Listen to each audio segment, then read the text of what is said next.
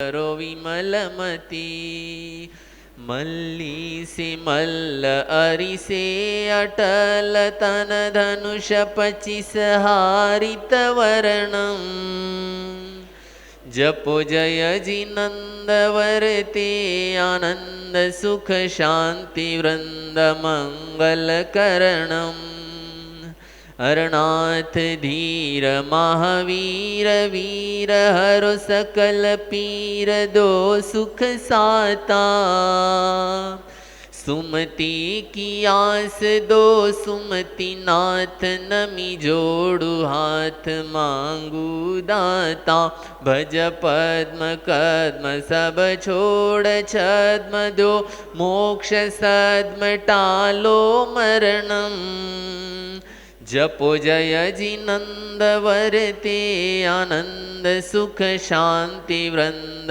मंगल करणम वसुपूज्य जाप शीतल प्रताप हरो विषय ताप कर दो शीतल श्रेयांस देव सब करत सेव कुंथु कुटेव कर दूर सकल पारस दयाल करिए निहाल अभिनंदन जिन तारण तिरण जपो जय जिनंद वरते आनंद सुख शांति वृंद मंगल करणम मंत्रों में मंत्र 65 यंत्र तंत्रों में तंत्र सब काज सरे तंत्रों में तंत्र नित ध्यान धरे कर सकल सिद्धि यश रिद्धि वृद्धि वांछित समृद्धि भंडार भरे कहे अमीरी खपर चो प्रत्यक्ष गुरुदेव सीख हृदय धरणा जपो जय जिनंद वरते आनंद सुख शांति वृंद मंगल करणम सुख शांति वृंद मंगल करणम। जय बोलो 24 जिनेश्वर भगवान की।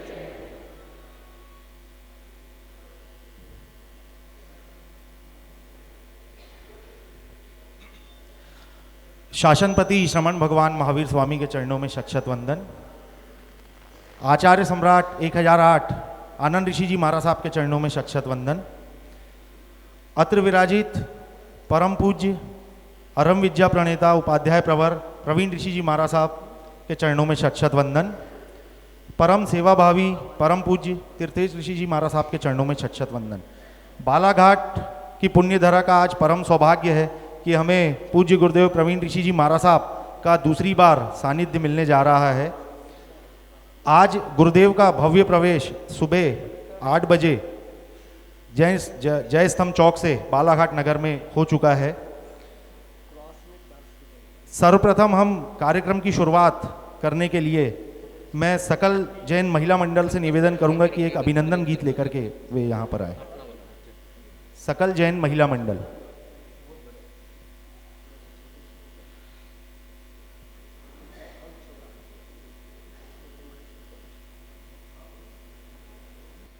हर्ष हर्ष।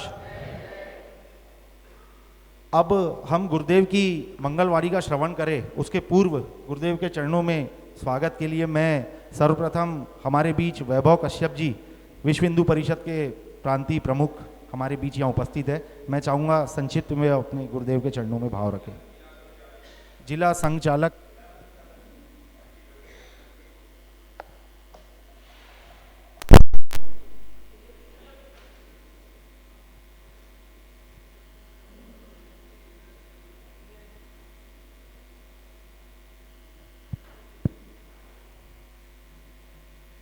गुरुर्ब्रह्मा गुरुर्विष्णु गुरुर्देव महेश्वरा गुरुर्साक्षात् परब्रह्म तस्मै श्री गुरुवे नमः।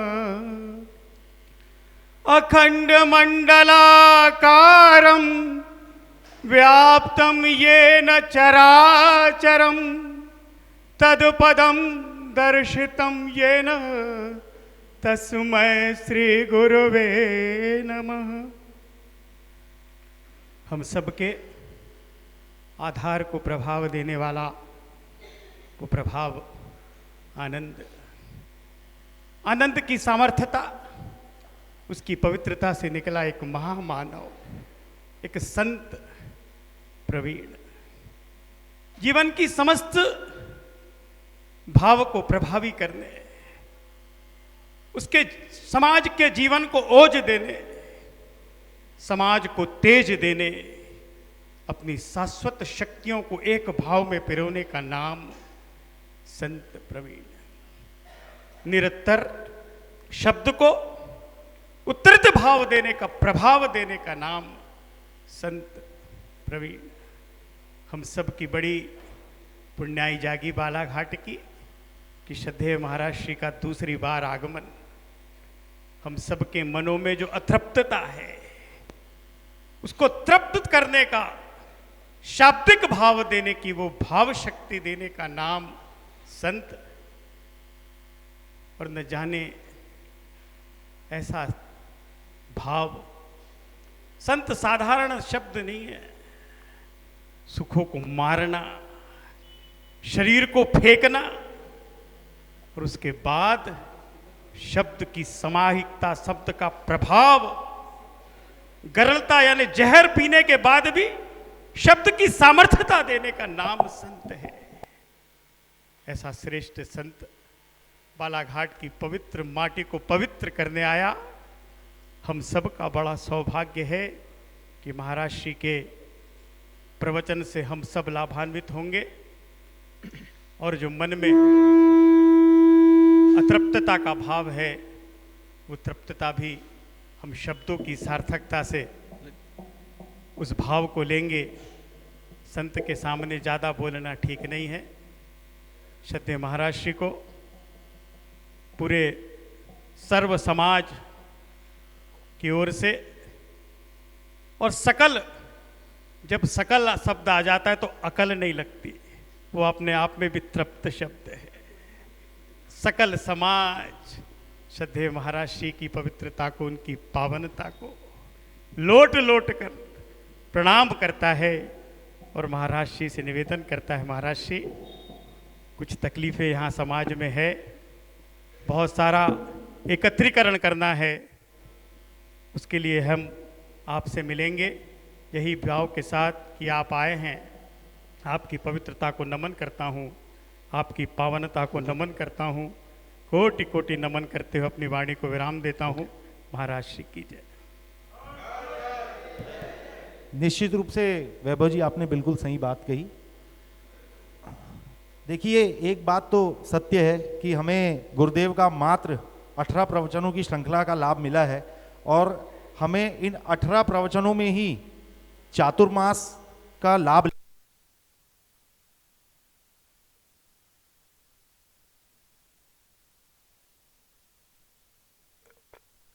चातुर्मास का लाभ मिल रहा है।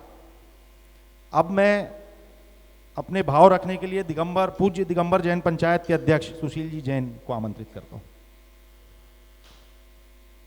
सभी लोग अपने मोबाइल साइलेंट कर दे साहब, एक विनती है। और सभी जवान जो पीछे खड़े हैं वो थोड़ा सामने आकर के मेरे नजरों के नजीक रहेंगे तो अच्छा लगेगा। जो खड़े हैं पीछे, कितने देर आप खड़े रहोगे तो मेरे पाँव दुख जाएंगे। अच्छा, आ जाओ। और आपको तो आगे रहना, आप पीछे कैसे रह सकते हो? हाँ जी सुशील जी। वर्तमान शासन नायक भगवान महावीर स्वामी के चरणों में शत शत वंदन नमन। बड़ा सौभाग्य का समय है कि हमको उपाध्याय प्रवर श्री प्रवीण श्री जी महाराज साहब का सानिध्य बालाघाट की इस पावन धरा पर और हमारे महावीर भवन में यहाँ पर उनके चरण हम सबको प्राप्त हो रहे हैं। और मैंने जब सिवनी से महाराज साहब से चर्चा करी, उसके बाद मैंने जब YouTube पे भी महाराज साहब के प्रवचन सुने, इतना प्रभावित हुआ, मुझे लगा कि महाराज साहब 18 दिन में कैसे हम लोगों को संतृप्त कर पाएंगे, और मेरे को ये समय बहुत कम लग रहा है।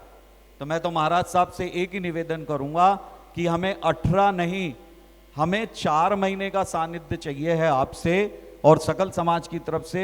यही मेरा अनुरोध है महाराज साहब आपसे। महाराज साहब के सामने मेरा बोलना ज़्यादा उचित नहीं है। महाराज साहब से निवेदन करते हैं कि वो अपनी वाणी से सभी को अनुग्रहित करें। बंदा में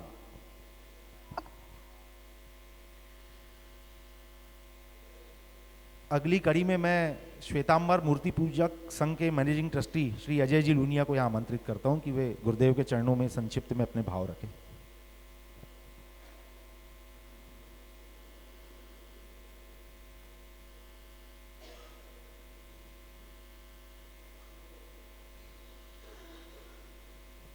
हेलो। शासन नायक प्रभु महावीर के चरणों में कोटिशा नमन। आचार्य सम्राट 1008 श्री आनंद ऋषि जी महाराज साहब के चरणों में शत नमन।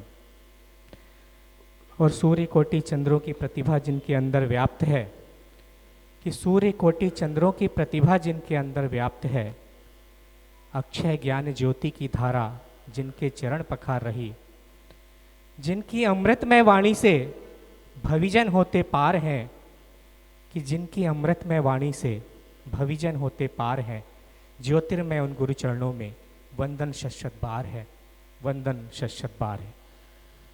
शेखू भैया ने पहले ही कहा कि संक्षिप्त में अपने भाव रखो, लेकिन एक महामानव को उसके जीवन को संक्षिप्त में व्यक्त कर पाना मेरे लिए संभव नहीं है।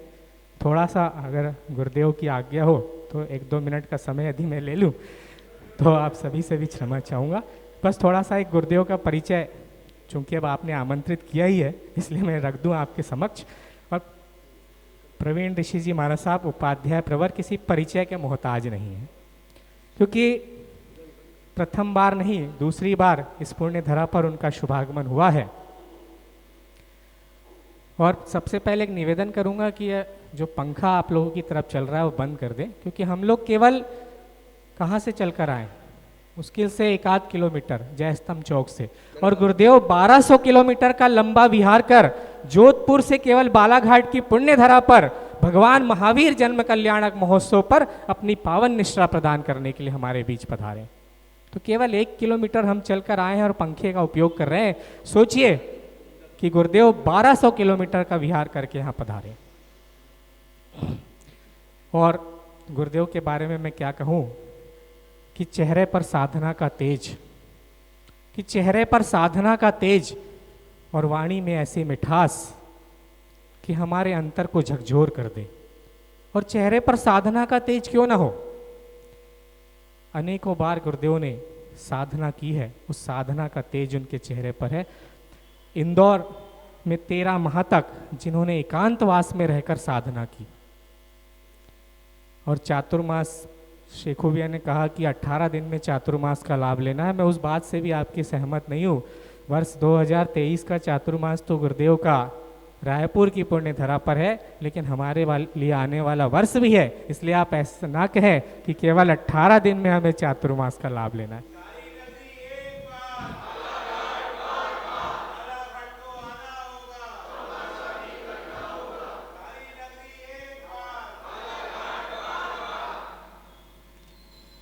पूज्य गुरुदेव की हमें अमृतमय वाणी श्रवण करना है, इसलिए मैं अपने भावों को यहीं विराम देते हुए पुनः कुछ गुरुदेव के चरणों में वंदन करते हुए बालाघाट नगर की ओर से श्री पार्श्वनाथ जैन श्वेतांबर मंदिर ट्रस्ट की ओर से आप श्री का बालाघाट की इस पुण्य धरा पर वीर भूमि पर बारंबार अभिनंदन करता हूँ, आपके चरणों में वंदन करता हूँ।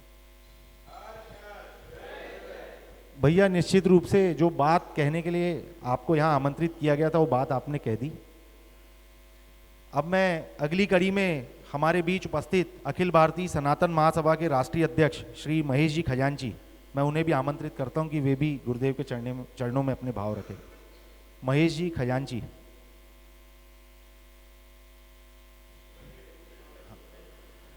मैं वर्धमान स्थानकवासी श्रावक संघ के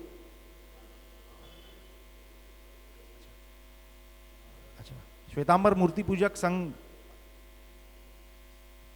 अखिल भारतीय सनातन महासभा के राष्ट्रीय महासचिव श्री अभय जी सेठिया, मैं उन्हें आमंत्रित करता हूं कि वे भी अपने भाव रखें।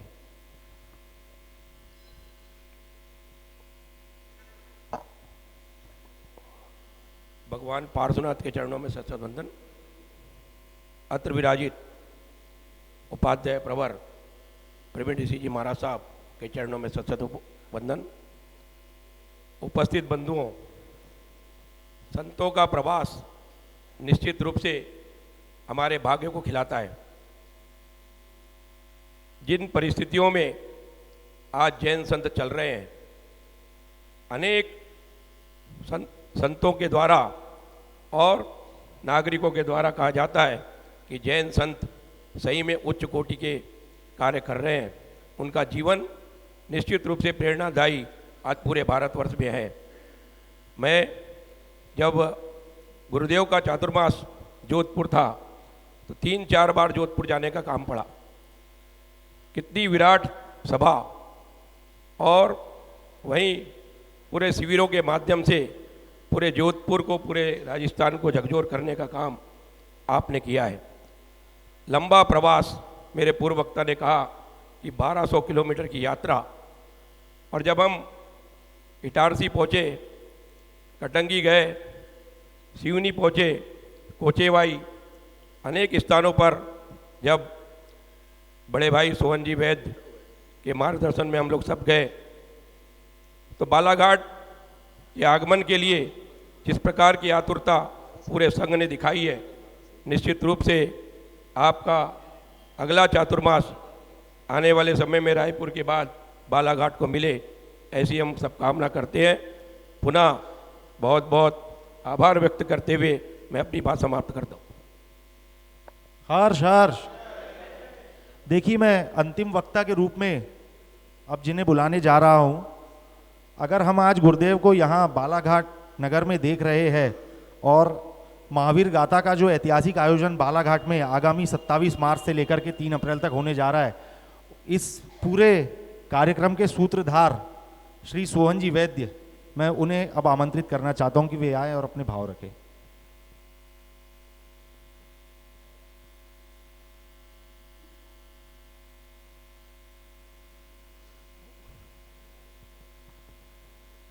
स्वर्ण भगवान महावीर स्वामी के चरणों में सस्त नमन।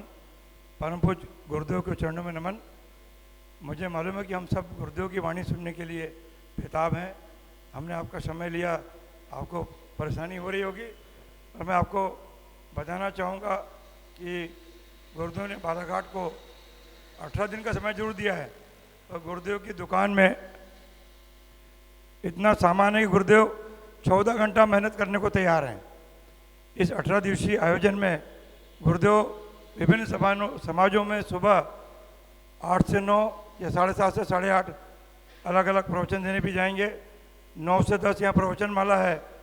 उसके बाद में दोपहर को बहनों के क्लासेस हैं, रात को युवाओं के शिविर हैं, और 8 दिन की महावीर गाथा है। तो सार्वजनिक प्रवचन तो 18 सुबह के और 8 महावीर गाथा के, ऐसे 26 प्रवचन का लाभ तो आपको मिल रहा है। हमारे जैन मत में 29 दिन का शेष काल होता है। तो महाराज साहब का 2024 का चतुर्मास तो स्वर समाज ने मांगा, क्योंकि पिछली बार मैं स्थानकवासी से मांग रहा था। अगर स्वर समाज ईमानदारी से चतुर्मास मांगेगा और समय देगा तो हम उसकी भी कोशिश करेंगे, कि गुरुदेव के काम बड़े होते हैं और बड़े काम के लिए बड़ी टीम लगती है। एक बार मैं ज़्यादा समय नहीं लेते हुए, आज बालाघाट के स्वर समाज ने जो गुरुदेव की अगवानी में हमारी विनती स्वीकार करके यहाँ पधारे और अभूतपूर्व स्वागत किया, मैं हृदय से आपका अभिनंदन करता हूँ। गुरुदेव से क्षमा चाहता हूँ कि जय स्तंभ जहाँ प्रवेश स्थल था वहाँ हम पहले से कोई उपयुक्त व्यवस्था नहीं कर पाया, इस कारण आपको आपकी अभिनय साधना हुई। उसके लिए मैं सकल समाज की ओर से और स्थानकवासी जैन सेवक संघ की ओर से हृदय से क्षमा याचना करते हुए मैं क्षमा टुकड़ा करता हूँ। जय जिनेन्द्र, जय महावीर। हर्ष हर्ष। अब हम गुरुदेव की मंगलवाणी का श्रवण करेंगे। जय बोलो महावीर स्वामी के, जय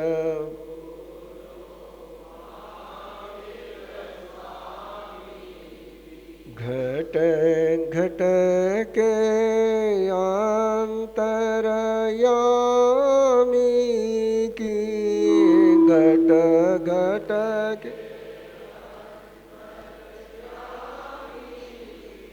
जय बोलो महावीर स्वामी के जय।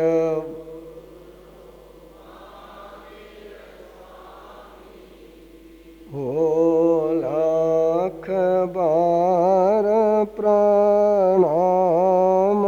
तुम्हें हो।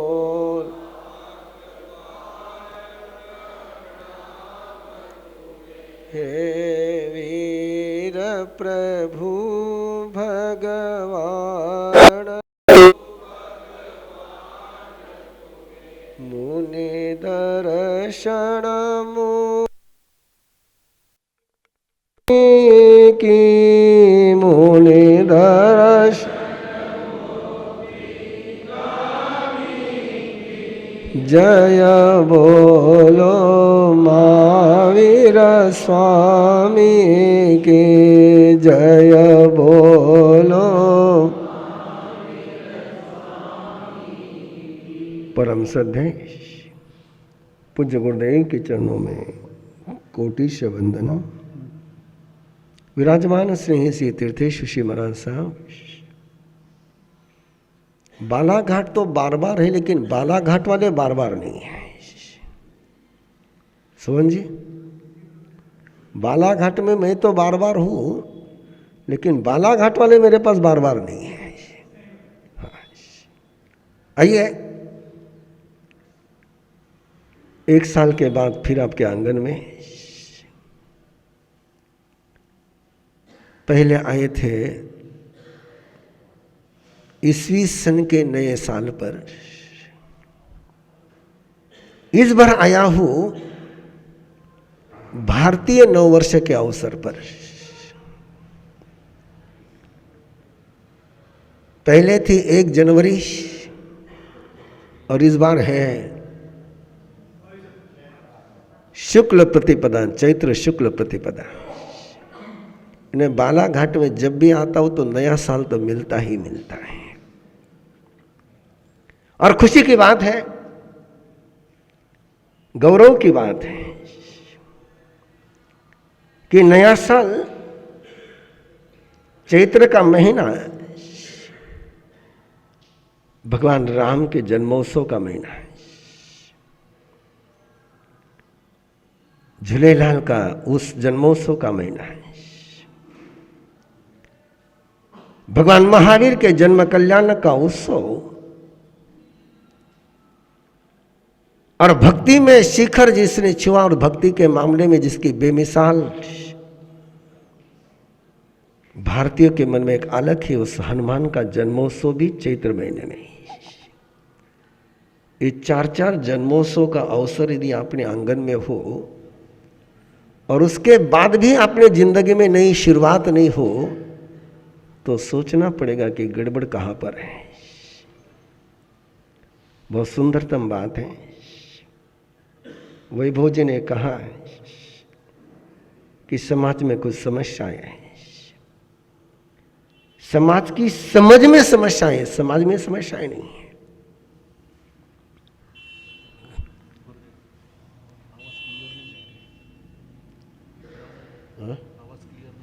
आवाज नहीं आ रही बराबर? नहीं, आपको आ रही, मैं पीछे पूछ रहा हूं। हाँ भैया,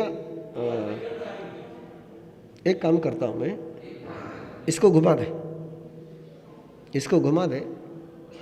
आपका स्पीकर थोड़ा सा बंद कर दो, कर दे, कर दे। अरे कर दे उधर, तू कर दे। ओके, हाँ बाकी स्पीकर बंद कर दो। 1 मिनट, बाकी स्पीकर बंद कर दो। अब आवाज आ रही है? नहीं आ रही आवाज क्लियर, आवाज क्लियर नहीं आ रही।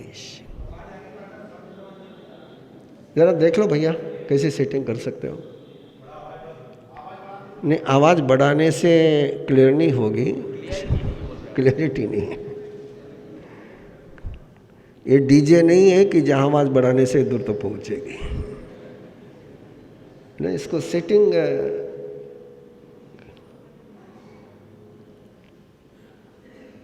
उसकी जरूरत नहीं है। आवाज़ ठीक है अब? ओके, तो मुझे पता चल जाए आवाज़ बराबर है कि नहीं है। जय बोलो महावीर स्वामी की जय।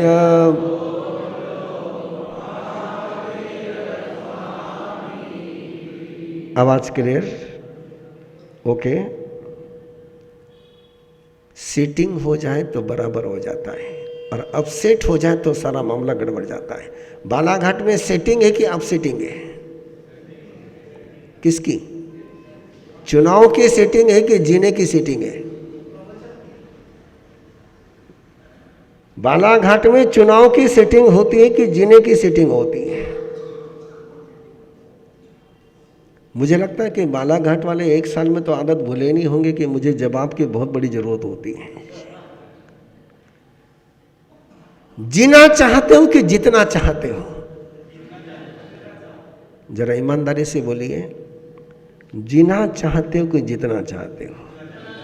जितना चाहते हो तो वनवास जाने की तैयारी है क्या?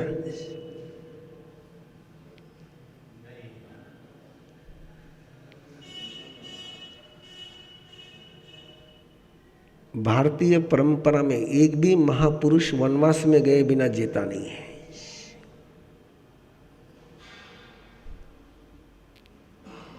जिसने वनवास को स्वीकार नहीं किया उसने जीतने से इनकार किया। चाहे राम हो,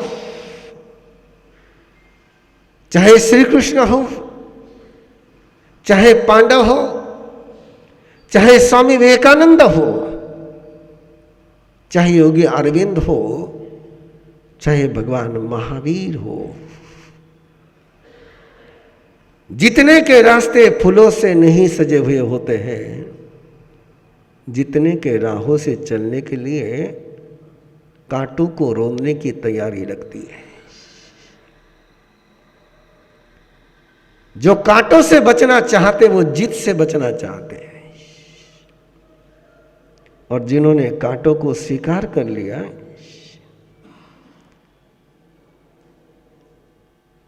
जीत उनके पांव चूम लेती है। इसलिए फिर एक बार आपसे पूछना था, तो जितना चाहते हो वनवास स्वीकार है क्या? बोल नहीं रहे आप लोग? हाँ? वनवास स्वीकार नहीं है।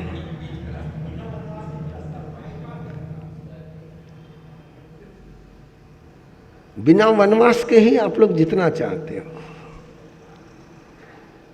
एक बात बताइए, कोई बीज जमीन में खोए बिना कभी पौधा बन पाया है क्या? कोई बीज जब तक अंधियारे में खोता नहीं है तब तक वो पनपता नहीं है। और जिसने जिसने खोने से इनकार किया उसने पनपने के रास्ते बंद कर दिए।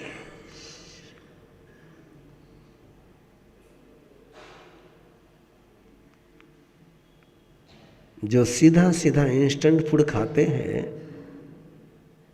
वे हॉस्पिटल में बहुत जल्दी पहुंच जाते हैं।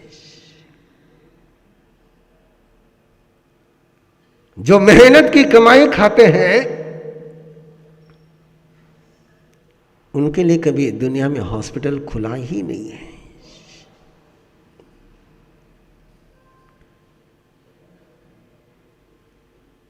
एक बार फिर याद करिए, राम ने भी श्रम किया, हनुमान ने भी श्रम किया, श्री कृष्ण ने भी श्रम किया और महावीर ने भी श्रम किया।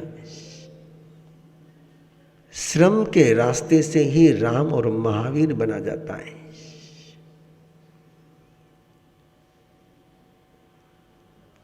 मैं आगे बढ़ता चला जाऊंगा, आपके पीछे मत छूट जाना है। मैं आपसे पूछना चाहता हूं, श्री कृष्ण ने अर्जुन के लिए युद्ध लड़ा कि अर्जुन को युद्ध लड़ने के लिए तैयार किया?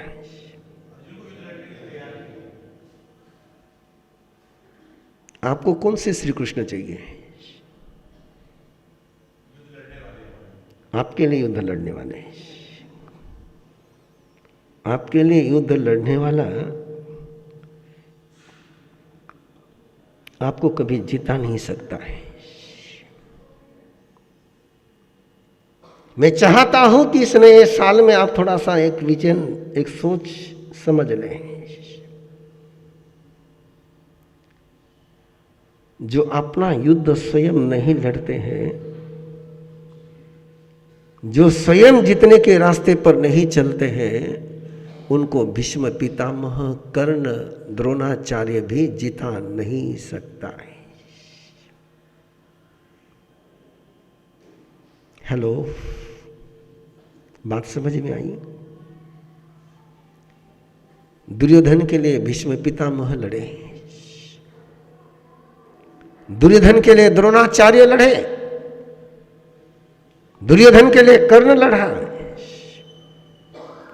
दुर्योधन के लिए गांधारी ने अपने जीवन का व्रत तोड़ा, लेकिन फिर भी दुर्योधन को जीत नहीं मिली।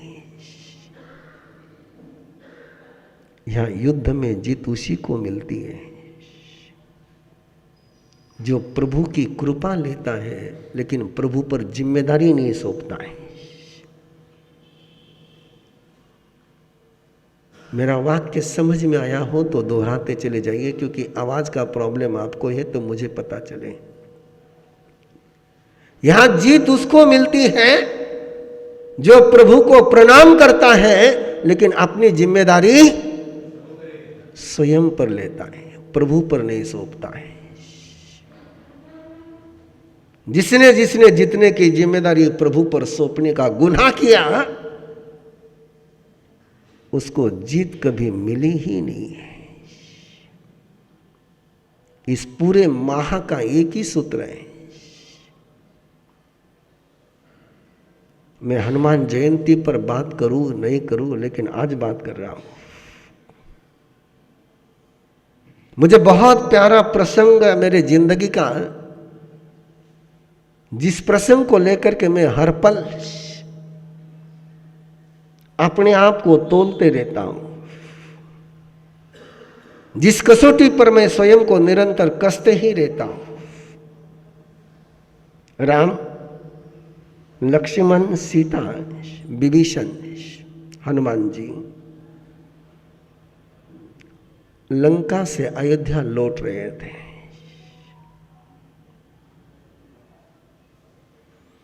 आसमान से गुजर रहे थे, लेकिन नजर धरती पर थी। अब लोग चलते धरती पर है, लेकिन नजर गड़बड़ हो जाती है। राम आसमान से आ रहे थे, लेकिन नजर धरती पर थी, और धरती के एक एक चप्पे की जानकारी वो सीता को दे रहे थे कि मुझे यहां हनुमान मिला, मैंने तुझे यहां खोजा, जटायु ऐसा मुझे मिला। सारी जानकारी देते चले जा रहे थे। और जानकारी के दौर में एक पड़ाव आता है। अंजना जिस पर्वत पर रहती है, उस अंजन गिरी के ऊपर से विमान गुजरता है। और राम सीता मैया से कहते हैं कि जिसने हनुमान को जन्म दिया वो मां यहां रहती है। ये शब्द सुनते ही सीता मैया ने कहा कि मुझे उस मां के दर्शन करने हैं, और किसी के दर्शन करने की तमन्ना सीता के मन में नहीं जन्मी, लेकिन हनुमान जी के मां के दर्शन करने की तमन्ना सीता के मन में जन्मी है और नीचे उतरे। श्री राम को आता हुआ देख करके अंजना कुटिया से बाहर आई। उसके लिए तो सच में अयोध्या के पहले ही नया साल शुरू हो गया था। देखा सीता है, लक्ष्मण है, विभीषण है, हनुमान है।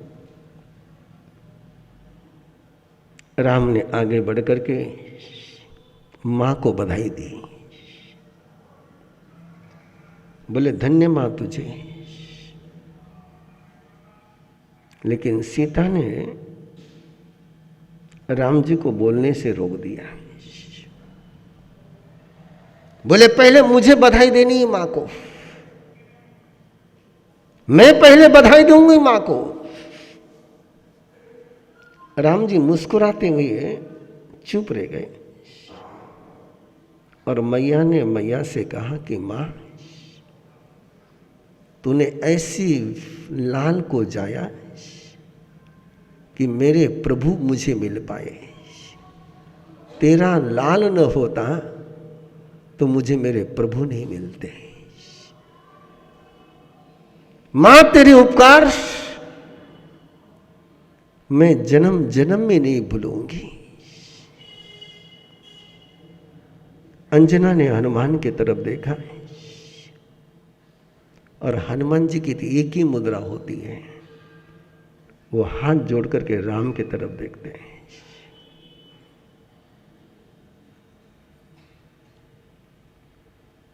राम जी ने बात करते हुए कहा कि मां, सच में मैं आज तेरे सामने हूं तो तेरे बेटे के कारण से हो। तेरा बेटा न होता तो मैं आज यहां न होता।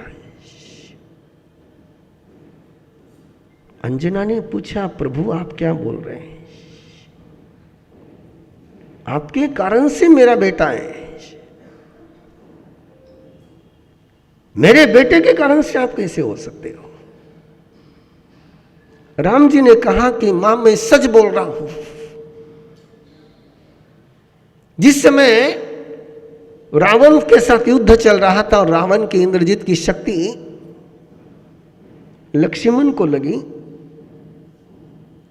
और लक्ष्मण बेहोश हो गया। उस समय भी तेरा बेटा संजीवनी बूटी लेकर के नहीं आता तो लक्ष्मण जिंदा नहीं रहता। और जिस दुनिया में लक्ष्मण नहीं, उस दुनिया में बोलो, जितने बड़े भाई यहां पर बैठे हुए हैं, जिनको जिनको जिंदगी में लक्ष्मण मिला है, मैं उनसे आग्रह करूंगा कि इस वाक्य को अपने साथ लेकर के जाए कि लक्ष्मण के कारण से राम है।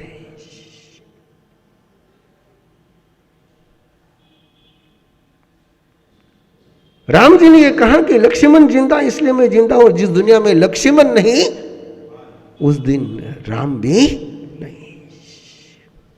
और लक्ष्मण जिंदा है तो संजीवनी बूटी के कारण से। बात सुनते खुशी होने के बजाय अंजना का चेहरा गुस्से से तमतमा गया। वो आगे बढ़ी और किसी के कुछ ध्यान में आया उसके पहले हनुमान को जोर से थप्पड़ लगा दी।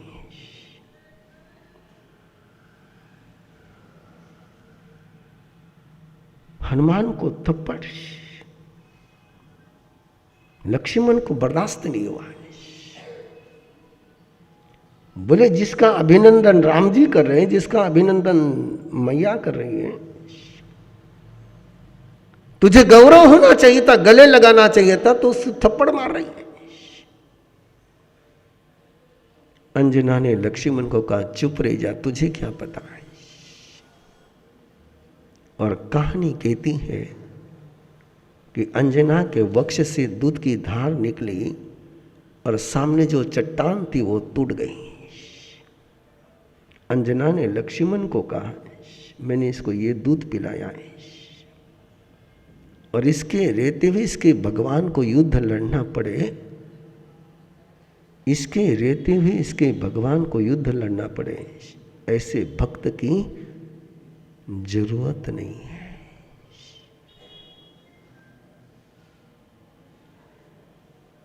आप हनुमान जी के मंदिर तो जाते होंगे, लेकिन कौन सा भक्त बनना चाहिए? अपनी जिम्मेदारी राम पर सौंपने वाला या राम की जिम्मेदारी अपने कंधों पर लेने वाला? मुझे उत्तर चाहिए, और मुझे जुबान से उत्तर नहीं चाहिए, जिंदगी से उत्तर चाहिए। तुम्हारी जुबान को पलटते देर नहीं लगेगी, मुझे जवाब तुम्हारे जिंदगी से चाहिए। और आज यदि जरूरत है, राम जन्मोत्सव मनाने के पहले, भगवान महावीर का जन्म कल्याणक मनाने के पहले, आज जरूरत है तो इस हनुमान जी की जरूरत है।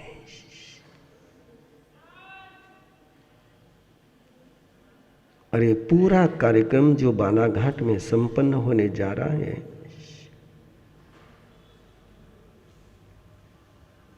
अजय जी 1500 किलोमीटर चल करके आया हूं, थोड़ा सा करेक्शन कर लीजिए, क्योंकि प्रवीण ऋषि के रास्ते सीधे नहीं होते हैं, उसको हमेशा उल्टा सुल्टा घूमना ही पड़ता है। जोधपुर शायद यहाँ से भी 1200 किलोमीटर से ज़्यादा होगा, और हमको तो कम से कम 1.5 गुना तो चलना ही होता है। हम सबको नजीक के रास्ते बताते हैं और सब हमको लंबे के रास्ते बताते हैं। गणित क्या उल्टा है समझ में नहीं आता है। लोग कहते हैं सीधा रास्ता बताओ तो तुमको सीधा रास्ता मिलेगा, और मेरा अनुभव ये कि मैं दुनिया को सीधे रास्ते बताता हूँ, दुनिया मुझे सारे चक्कर में लेती। हाँ, सबको लाभ मिलता है, इससे बढ़कर खुशी की बात मेरे लिए और कोई नहीं होगी यदि सबको लाभ मिल जाए तो।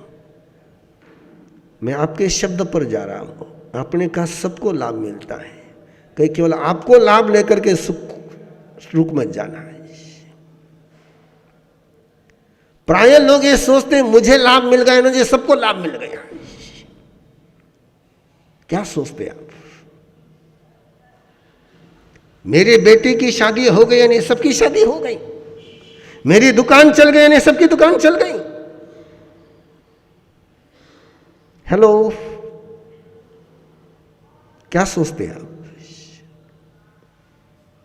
सबको लाभ मिलने से आपको लाभ मिलता है कि आपको लाभ मिलने के बाद आप सोचते कि मुझे मिल गया मतलब सबको मिल गया? आप कब खुश होते हो? सब में आप आ जाते हैं, लेकिन पहले आपके पहले सब। मैंने वो वाक्य पढ़ा हुआ है, ट्रक के पीछे लिखा हुआ था कि भगवान सबका भला कर, लेकिन भले की शुरुआत मेरे से कर।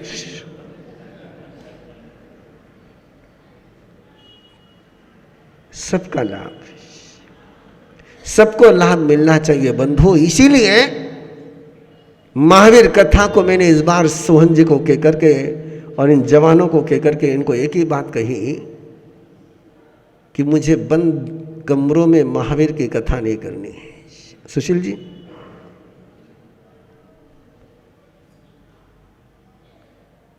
मुझे ओपन ग्राउंड में कथा करनी है, और केवल बालाघाट की बात नहीं, मैं जब भी भगवान महावीर की कथा करता हूं तो खुले आसमान में ही करता हूं। वो एक चैलेंज है हमारे जैन जगत के लिए, क्योंकि ये समाज अपनी बहनों को, अपनी बेटियों को रात में थिएटर में तो भेज देता है, रात में बाजार में भी भेज देता है, रात में क्लब में भी भेज देता है। लेकिन उसको कहा कि रात में महावीर कथा में आना है तो कहते कि कल पे कहीं, अब थिएटर में जानो कल पे, क्लब में जाओ ना कल पे, महावीर कथा में आना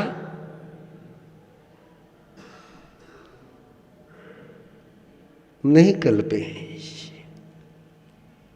टीवी देख लो कल पे, टीवी देखते हुए खानो खाओ लो कल पे, वो सारा कलपता है। लेकिन एक चुनौती आपके सामने, एक चैलेंज है आपके सामने कि जिस महावीर कथा के लिए मैं बालाघाट आया हूं, उस महावीर कथा में आप बालाघाट को जोड़ पाते कि नहीं पाते, ये चैलेंज आपके सामने। जवाब मिलेगा कि इंतजार करना पड़ेगा? जवाब मिलेगा कि इंतजार करना पड़ेगा? हाँ? जिनको जवाब देने में इतनी देर लग रही है वो जोड़ने में कितनी देर लगाएंगे? जवाब तो ऐसे दे रहे हैं आपकी मानो किसी इनकम टैक्स के ऑफिसर ने आपको कुछ पूछा हो। हाँ? याद रखिए, याद रखिए, पक्का याद रखिए। यदि महावीर बनना है तो महावीर के साथ जुड़कर ही महावीर बन सकते हो। कायर के साथ जुड़कर के तुम कभी महावीर बन ही नहीं सकते। और आज दुनिया को यदि किसी बात की आवश्यकता है तो उस महावीर की जरूरत है जो कहता है कि तू महावीर बन जा।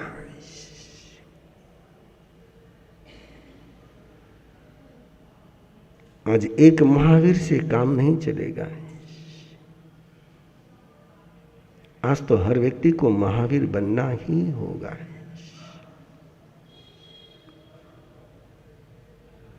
ये सोचना ही होगा आपको। यदि आतंकवादी तैयार किए जा सकते हैं, किसी को मारने के लिए किसी को तैयार किया जा सकता है,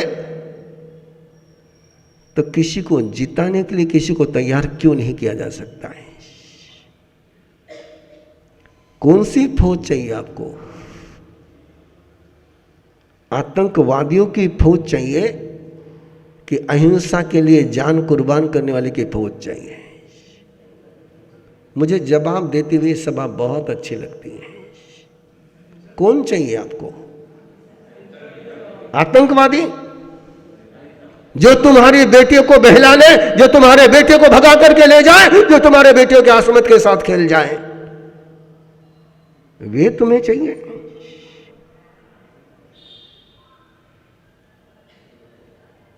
कौन चाहिए तुम्हें? मैंने फिर एक बार सवाल पूछा है आपसे, और पहला सवाल मेरा फिर रिपीट है कि मेरी बेटी सुरक्षित रहनी चाहिए कि सब बेटियां सुरक्षित रहनी चाहिए? मुझे जवाब चाहिए और जोर से जवाब चाहिए। सबकी बेटी सुरक्षित रहेगी तो ही आपकी बेटी सुरक्षित रहेगी।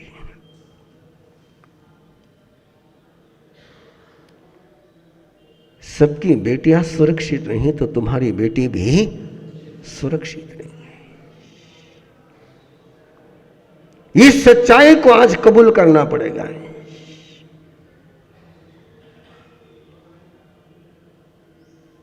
ये मत सोचो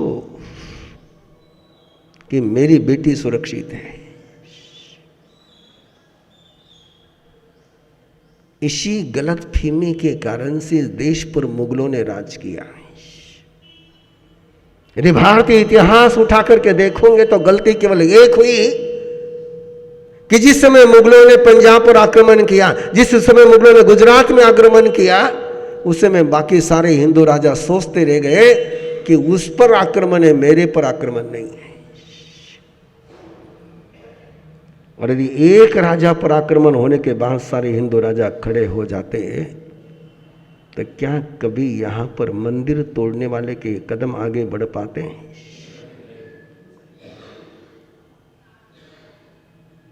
एक कदम आगे क्यों बढ़े?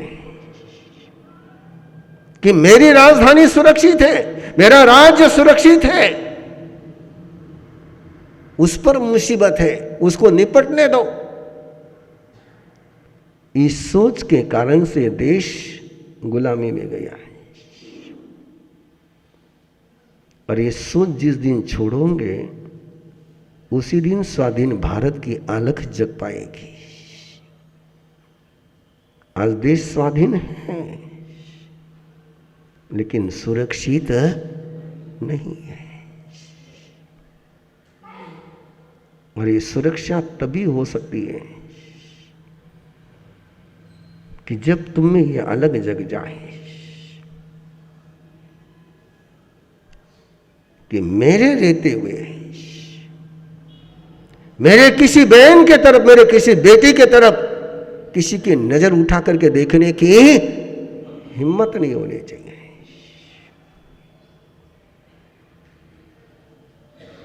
तब तो सोच सकता हूं कि तुम्हें राम जन्म जयंती, राम जयंती मनाने का, महावीर जयंती मनाने का अधिकार है।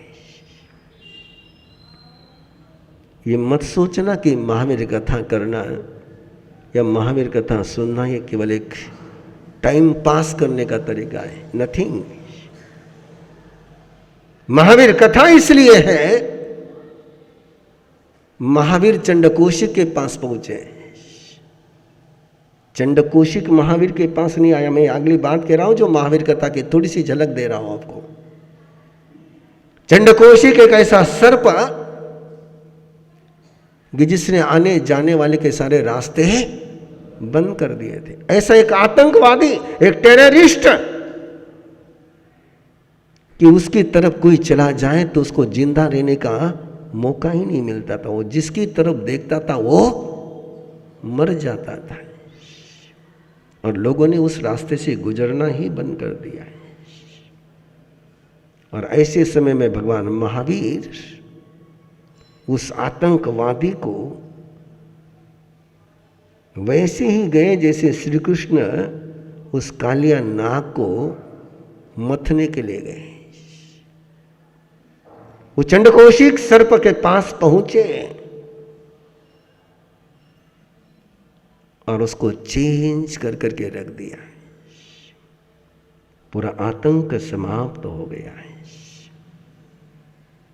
ऐसे जो समाज में चंडकोशिक बन करके जी रहे लोग, जो किसी के तरफ नजर उठा करके देखते हैं तो जीना मुश्किल हो जाता है। आज इन चंडकोशियों को संभालने की, सुधारने की जरूरत है। इसलिए महावीर कथा है। महावीर कथा ये महावीर की भक्ति करने के लिए नहीं, मैं बहुत क्लियर बोल रहा हूं आपसे। महावीर कथा ये भगवान महावीर की भक्ति करने के लिए नहीं, तो तुम्हारे अंदर महावीर का जन्म हो जाए, इसलिए महावीर कथा है। तुम त्रिशला बन सको, तुम सिद्धार्थ बन सको। मुझे पता है हमारे सुशील जी, हमारे अभय जी, हमारे अजय जी हमेशा जन्म कल्याणक उत्सव में, बड़ी गजब की बात है, नाराज मत होना है। जब भी किसी प्रतिष्ठा का कार्यक्रम होता है, पंच कल्याणक का उत्सव होता है, राइट ना अजय जी? और पंच कल्याणक उत्सव में बोली लगती है, बड़ी गजब की बोली लगती है। तीर्थंकर के माँ बाप बनने की बोली लगती है। और तीर्थंकर के माँ बाप तो बन जाते हैं, लेकिन तीर्थंकर बनने के लिए कोई नहीं तैयार होता है। अभय जी, किसकी बोली लगती है? तीर्थंकर के। तो कम से कम अपने बेटे को तीर्थंकर बना दो, माँ बाप बनना हो तो। हाँ? और मुझे नहीं लगता है वहां पर यदि बोली लग गई, तीर्थंकर बनने की बोली लग गई, तो कोई बोली लेगा? अभय जी लगाओ बोली आपके लिए। हाँ? तीर्थंकर बनने की बोली लगाए? अभय जी कुछ नहीं बोलेंगे अभी। हाँ? और मेरा हमेशा सवाल रहता है, तीर्थंकर के कारण से तीर्थंकर के माँ बाप है कि माँ बाप के कारण से तीर्थंकर है? हेलो, गलती में हो तुम लोग। हमेशा याद रखना, तुम्हारे संतति ने तुमको माँ बाप बनाया है। तुमने तो बच्चे को जन्म दिया है और उस बच्चे ने माँ बाप को जन्म दिया है।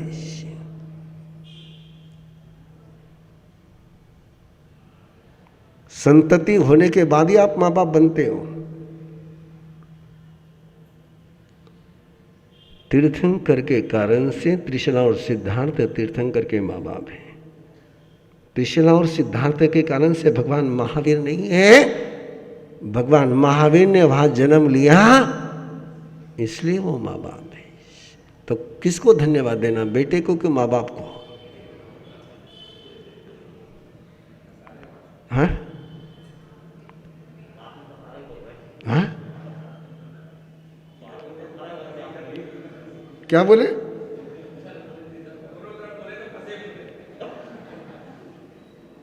नहीं, फंसने की बात नहीं है, सुलझने की बात है। बात सुलझने की है, बात फंसने की नहीं है। अरे याद रखो, जिंदगी में कभी ऐसे बनो, ऐसे बनो, ऐसे बनो कि कोई तीर्थंकर तुम्हारे आंगन में आने का सपना देखे। ऐसे मत बनो कि तुम्हें इंतजार करना पड़े। बंधु, बालाघाट फिर एक बार आया हूँ और लोगों की चल भी चल बहुत जल्दी से शुरू हो गई। मुझे तो 10 बजे तक का समय दिया गया था। मैंने सोचा कि 10 बजे तक बालाघाट वाले शांति से बैठेंगे, लेकिन बालाघाट वाले तो 10 के पहले ही बस करने लग गए। आइए, मैंने एक छोटी सी बात कह करके बात को समाप्त करना है। आज मैंने एक बात पूछी थी आपसे कि आपकी बेटी सुरक्षित रहनी चाहिए कि सबकी बेटियां सुरक्षित रहनी चाहिए? तो हाथ जोड़ो जल्दी से। अभी यहां से कोई घर नहीं जाएगा। यहां से सीधा आपने इस आलोक को जगाते हुए कि हमारे समाज की बेटी सुरक्षित रखने की जिम्मेदारी प्रशासन की है, हमारी है। और प्रशासन को जाकर के उसको नींद में से जगाने के लिए यहां से एक ज्ञापन देने के लिए कहां पहुंचना है? एसपी ऑफिस पहुंचना है। और मंगल पाठ के पश्चात आप जिन जिन को बुला करके साथ ले जा सकते हो उनके साथ आपको पहुंचना है। ये पता चलना चाहिए कि समाज की बेटी किसी एक की बेटी नहीं है, हम सबकी बेटी है।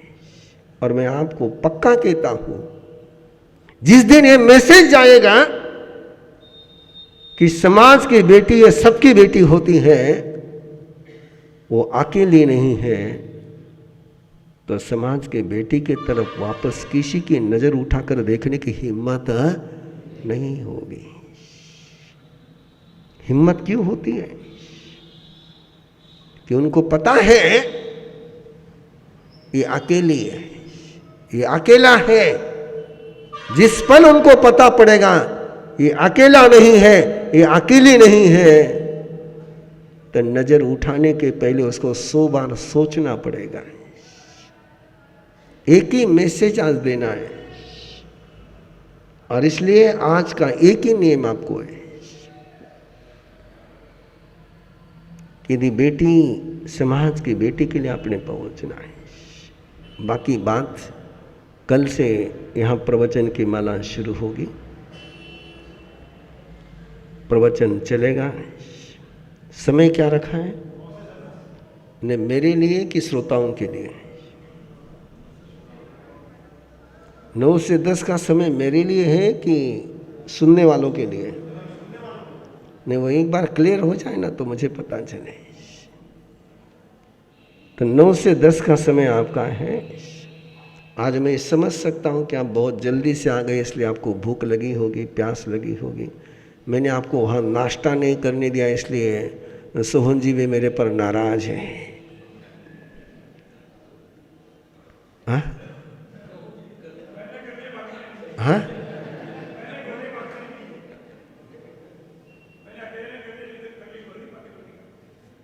तो मैं वही तो बात कह रहा हूँ। आप सोचते कि मेरा पेट भर गया, सबका पेट भर गया।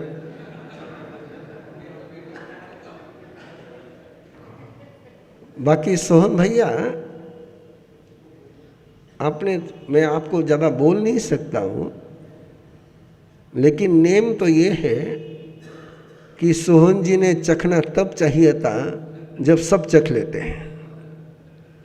सोहन जी को पहले चखने का तो बोलो भैया। और शायद मुझे लगता है कि सब पहले चखते ना, आप बाद में चखते तो मुझे वही रुकना पड़ता। मेरे पास भी मैसेज पहुंच गया होगा कि सोहन जी ने चख लिया, तू चल पड़।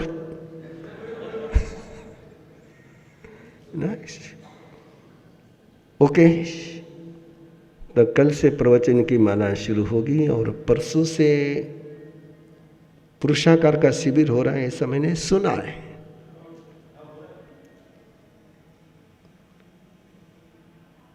तेरा रजिस्ट्रेशन हुआ कि नहीं हुआ? नहीं, तेरा पूछ रहा हूं मैं। हाँ बस ठीक है। हाँ, वो सीखू भैया पिछली बार मेरे शिविर में से भाग गया था, इसलिए मैंने पहली नजर उसी पर लगाई कि इस बार वो शिविर में बैठा कि नहीं बैठा। हाँ, तू बैठ गया तो फिर सबको बैठा लगा। तो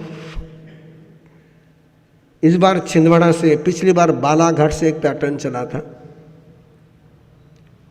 पिछली बार बालाघाट एक वो कपल शिविर का स्ट्रक्चर बालाघाट से शुरू हुआ और वो ऐसा स्ट्रक्चर चला, ऐसा स्ट्रक्चर चला, ऐसा स्ट्रक्चर चला कि जहाँ मैं पहुँचूँ वहाँ पहले कपल शिविर, जहाँ मैं पहुँचूँ वहाँ कपल शिविर। वो कवर धवाले के लिए मासा भले 5 दिन हो या 4 दिन हो, कपल शिविर तो आपको लेना ही पड़ेगा। जबलपुर पहुँचा वहाँ तक भी कपल शिविर में मेरा पीछा ही नहीं छोड़ा। इस बार छिंदवाड़ा वालों ने दूसरा पैटर्न तैयार किया, पुरुषाकार ध्यान शिविर। और छिंदवाड़ा से जो पैटर्न चला वो चलता ही जा रहा है। वो सिवनी में भी पुरुषाकार, कटंगी में भी पुरुषाकार, वारा सिवनी में भी पुरुषाकार। मैंने कहा ये अच्छा है, इधर का इन्फेक्शन अच्छा चलता है, आगे से आगे, आगे से आगे। और अब बालाघाट में है पुरुषाकार ध्यान साधना का शिविर, जो एक अनूठा शिविर है। उस शिविर में आप सब लोग सहभागी बने। समय आपको पता ही है।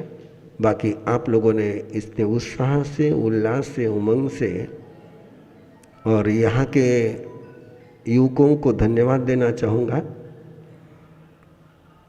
खास करके भगवान महावीर जन्म कल्याणक महोत्सव समिति को धन्यवाद देना चाहूँगा कि उन्होंने अपने हर साल के कार्यक्रम को बाय बाय करते हुए महावीर कथा के कार्यक्रम को स्वीकार किया। मुझे कल उन्होंने बताया कि महाराज साहब सभी ने अपने सारे प्रोग्राम, कल्चरल प्रोग्राम पीछे ले लिए और केवल महावीर कथा के लिए जान लगाने का तय किया है। और मैं सोचता हूँ कि महावीर कथा बालाघाट की अब तक की 2 महावीर कथाएं मैं भूलता नहीं हूँ, एक पुणे की और औरंगाबाद की। 2 महावीर कथा नहीं भूलता हूँ जो शिखर पर पहुंची थी।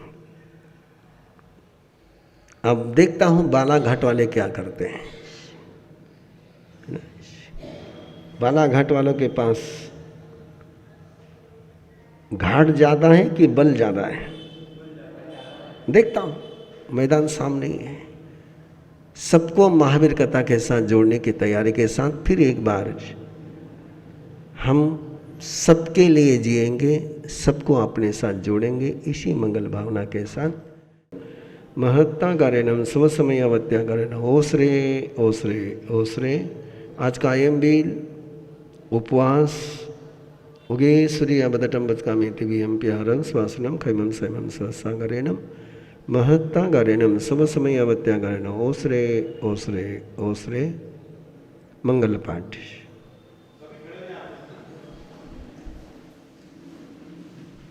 गुरुदेव की आज्ञा से चलारी मंगलम अरिहंता मंगलम सिद्धा मंगलम साहू मंगलम केवली पन्नतो धम मंगलम चत्तारी लघुतमा अरिहंता लघुतमा सिद्धा लघुतमा साहू लघुतमा केवली पन्नतो धम्मो लघुतमा चत्तारी शरणं पवज्जामि अरिहंते शरणं पवज्जामि सिद्धे शरणं पवज्जामि साहू शरणं पवज्जामि केवली पन्नतम धम्मम शरणं पवज्जामि। चार मंगल चार उत्तम चार शरण दुख हरना सुख करना और न शरणा कोई जो भव्य प्राणी करे आराधन अक्षय अमर पदोय।